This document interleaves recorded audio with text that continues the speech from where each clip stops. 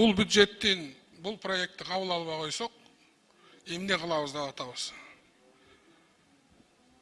Эми ал уже элдик төңкөрүш болуп, ал бийлик кетти. Ушул бюджет менен иштеген бийлик кетти.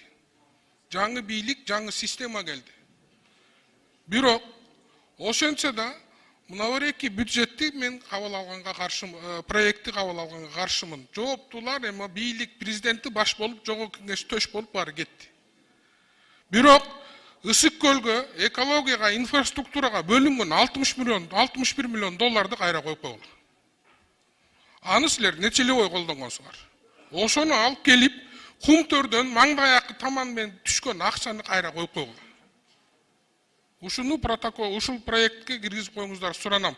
Экология деп кыйкырып, экология деп жанталашып жүрөбүз.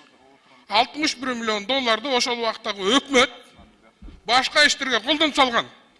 Ошону кайра коюп койгула, пожалуйста. Биз мунун аягына чейин чыгарабыз. Рахмат.